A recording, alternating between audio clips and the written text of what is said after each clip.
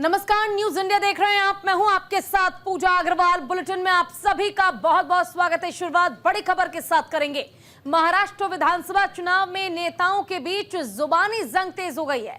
ताजा बयान महाराष्ट्र कांग्रेस के अध्यक्ष नाना पटोले का है।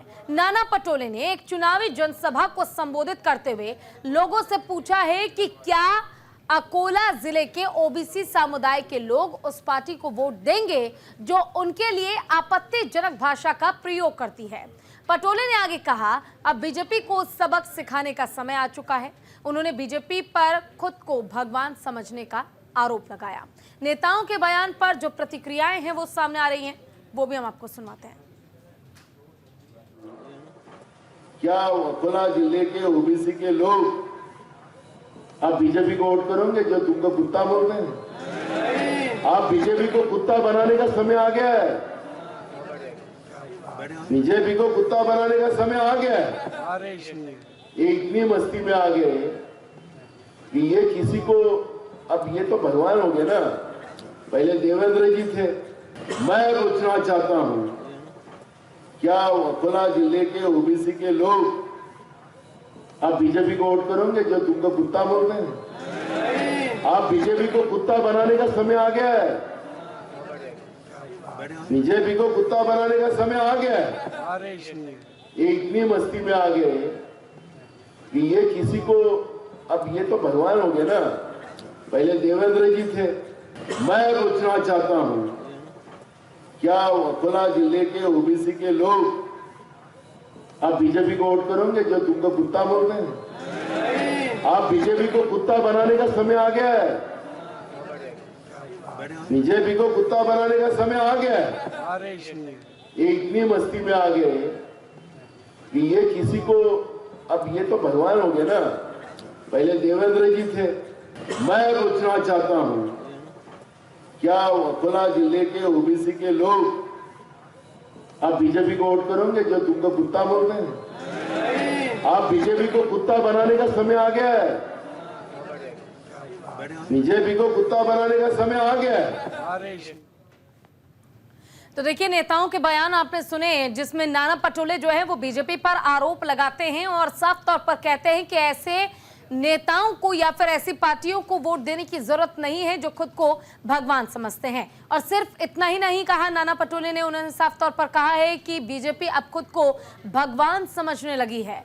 महाराष्ट्र के सर्वोसा में प्रचार के दौरान वर्सोवा में प्रचार करने के लिए पहुंचे थे एआईएमआईएम चीफ ओवैसी ने 10 नवंबर को डिप्टी सीएम देवेंद्र फडणवीस पर मुसलमानों को डराने धमकाने का आरोप लगाया था। और इसके 24 घंटे बाद ही फडणवीस ने पलटवार करते हुए कहा, ओवैसी महाराष्ट्र में औरंगजेब का महिमा मंडल कर रहे हैं। उन्होंने क्या कुछ कहा है आपको वो भी सुनवाते हैं, सुनिए। और आजकल तो ये ओवैसी भी यहां आने लगा है। मेरे हैदराबादी भाई, उधर ही रहना, इधर को मत आना, इधर को तुम्हारा कोई कामा नहीं है।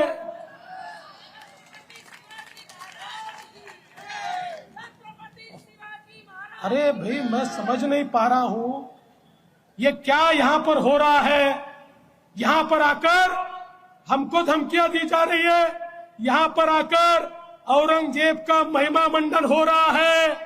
मैं बता देना चाहता हूं, भारत का जो सच्चा मुसलमान है वो भी औरंगजेब को अपना हीरो नहीं मानता।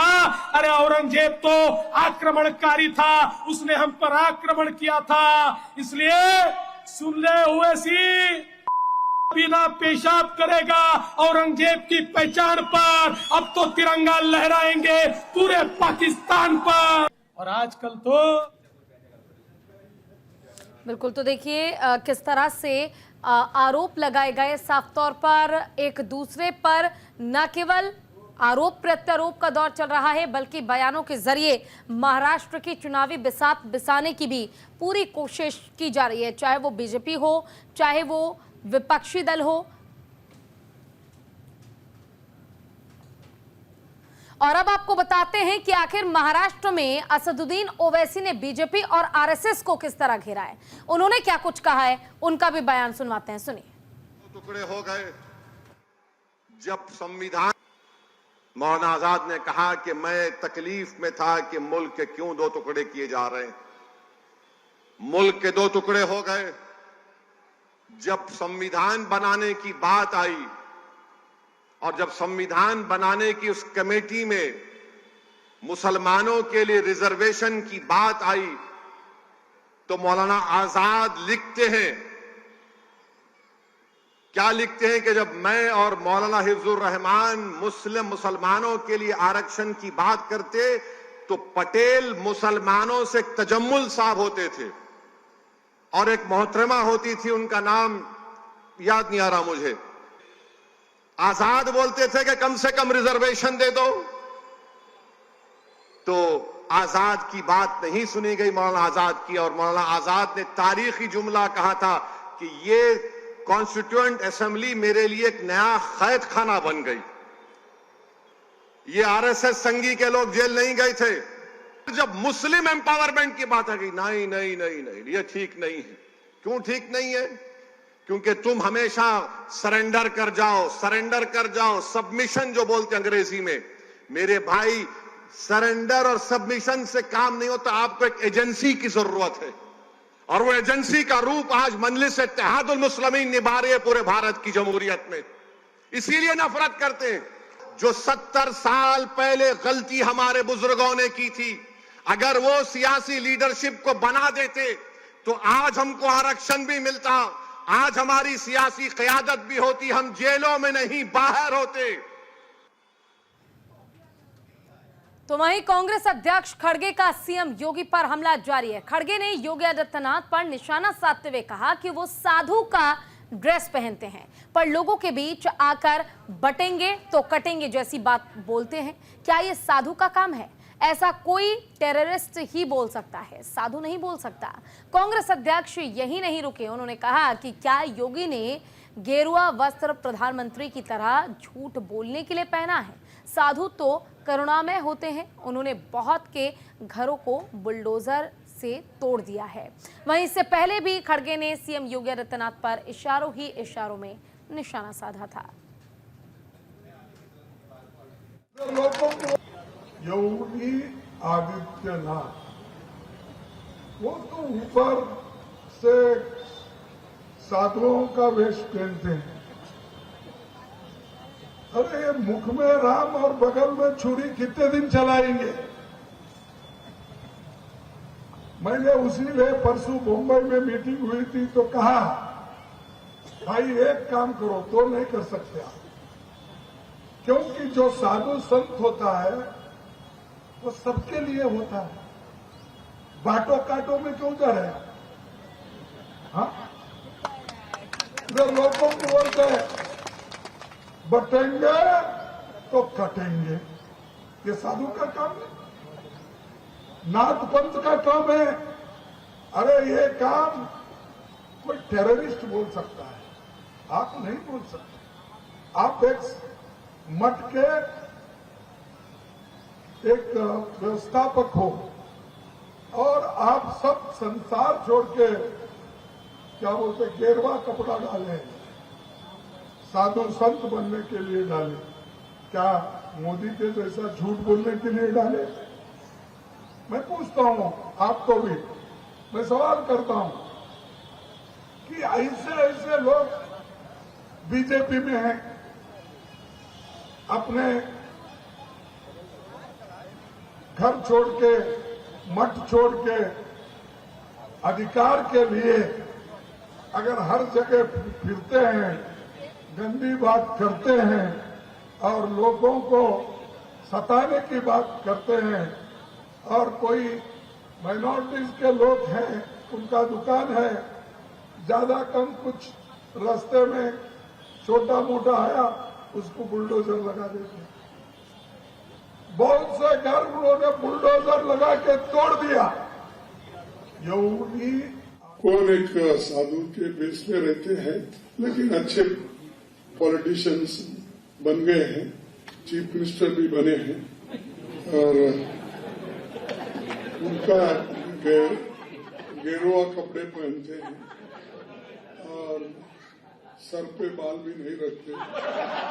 तो ऐसे एक नेता है जो बीजेपी ने पैदा की है। ठीक है कि हम मुझसे कोई, मैं ये कह रहा हूं उनको, बीजेपी को, या तो सफेद कपड़े डालो, या तो सन्यासी कपड़े डालते हो, गेरुआ डालते हो, पॉलिटिक्स से बाहर हो जाओ।